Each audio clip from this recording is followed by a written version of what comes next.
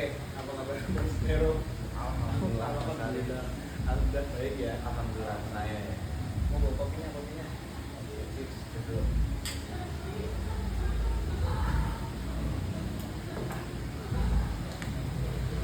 Ini teman-teman semuanya, Mas Nero itu teman saya, sahabat dari SMA.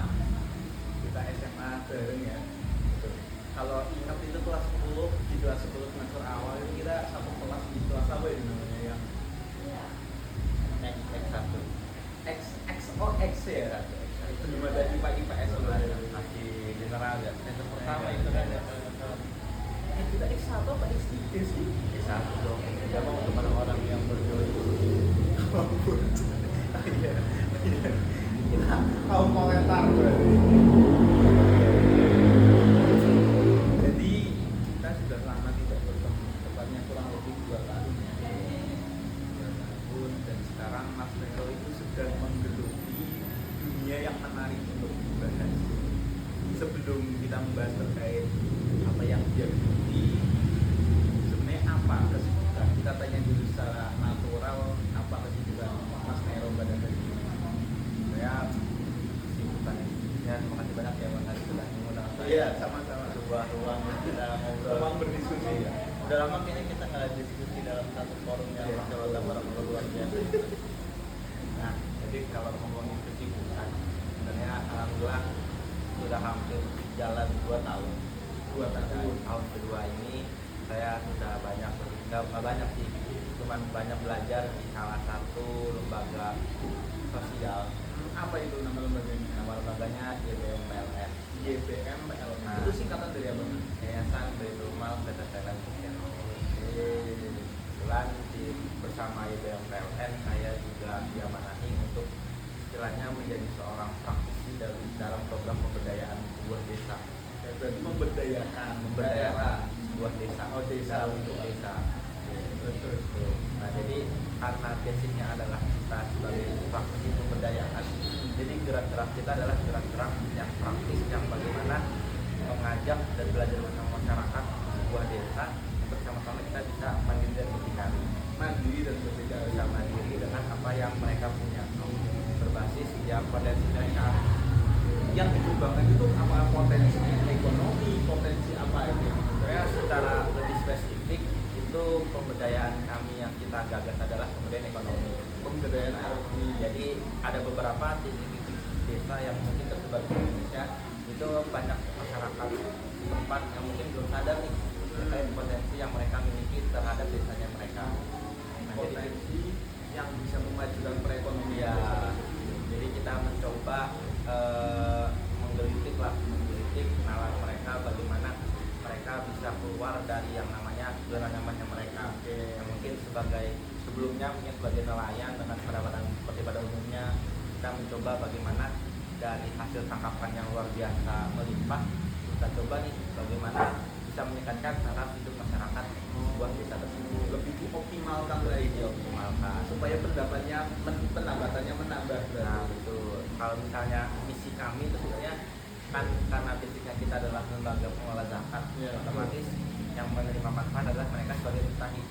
Oh iya. Mustahik zakat ya. Mustahik zakat. Nah harapan kami adalah dari program pemberdayaan tersebut yang dikasih namanya itu Desa Cahaya, Mas.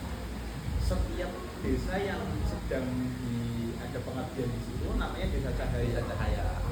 Karena kan ya PLN nggak jauh-jauh dari cahaya. Oh, PLN sama dan menyinari ya. Nah, walaupun secara akronim Desa Cahaya itu singkatan dari cakap, agamis, sehat dan berdaya.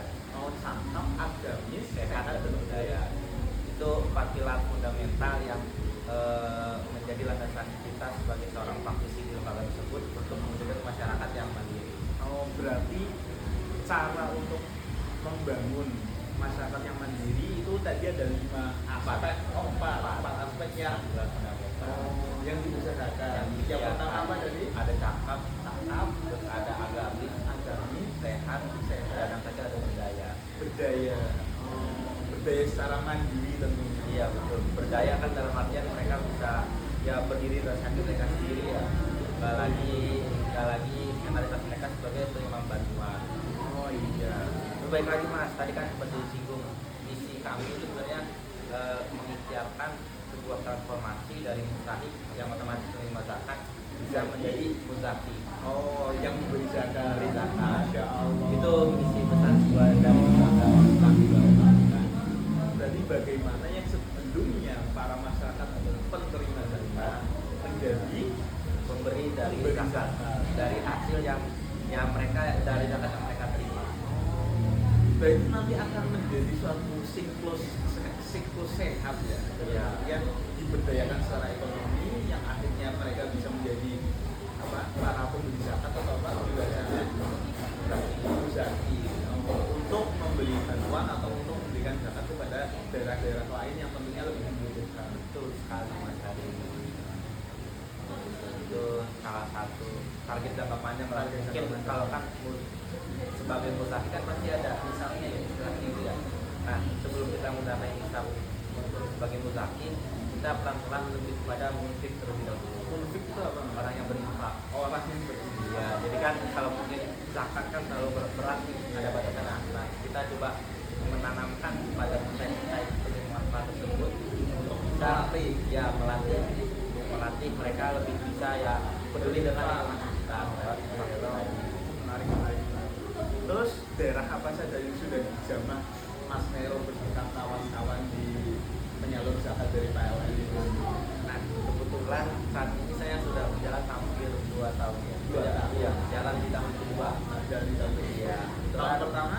Di tahun pertama saya berkesempatan bertugas dan mendampingi masyarakat di namanya itu Kampung Lilinta. Kampung Lilinta. Lilinta. Iya. Di daerah Itu di daerah Raja Ampat. Tepatnya ada di Pulau Misol. Mungkin kalau misalnya teman-teman luas mungkin lebih tahu Pulau Misol sebagai surga kekayaan bawah laut dunia. Jadi banyak tuh pelancong-pelancong entah dari mancanegara atau dari domestik itu yang mereka main ke Raja Ampat untuk snorkeling atau diving, yang mainnya ke daerah Misol itu untuk menikmati pemandangan bawah lautnya. Itu berarti di daerah Raja Ampat ya? Iya, di daerah Raja Ampat. Tahun pertama. Tahun kedua, Terus setelah 1 tahun selesai mendampingi masyarakat di sana, kebetulan dipindah tugaskan di daerah namanya itu di Sumbawa. Sumbawa itu tepatnya di mana sih Mas? Sumbawa itu ada di Nusa Tenggara Barat, Mas. NTB. Provinsinya berarti NTB.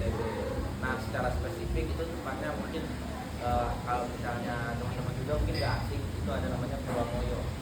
Pulau Moyo itu yang terkenal pernah dikunjungi juga oleh Ratu Inggris ya, Lady Diana. Nah, Lady Diana. Ngapain itu Lady Diana di sana ngapain? Mungkin di tahun 90-an Lady Diana kan itu mungkin lagi burn out ya. Lagi burn out. Perlu healing Dan itu ya heal ya. Iya. Kemudian akhirnya sampailah di Pulau Moyo itu. Yang kebetulan di Pulau Moyo itu ada salah satu objek wisata air terjun yang memang Masya Allah seperti Hidden Paradise. Saking bagus, Saking magicnya itu. saking magicnya sampai ada panggilan surga tersembunyi. Nah betul, sampai ke surga. Makanya kita nggak tahu tahun 90-an kan mungkin internet terbatas ya. Nah, tapi kita nggak tahu kenapa tiba-tiba seorang Lady Diana yang waktu itu salah satu ratu Inggris tersohor, kenapa bisa sampai datang ke Pulau Moyo yang letaknya lumayan jauh dari daratan utama Pulau Sumbawa. Berarti nggak di Pulau Sumbawanya itu? Enggak. Jadi dari kalau misalnya teman-teman mau ke sana nanti bisa hubungin Mas Taris, nanti bisa kontak saya. Iya boleh. Saya belum pernah keluar Jawa teman-teman. Tapi amin. Jadi dari kota Sumbawa Besar itu nanti kita harus naik lagi namanya perahu nambah. Jadi perahu kecil yang itu perjalanan kurang lebih hampir 2-3 jam. 2-3. Nah perjalanan laut 2-3 jam.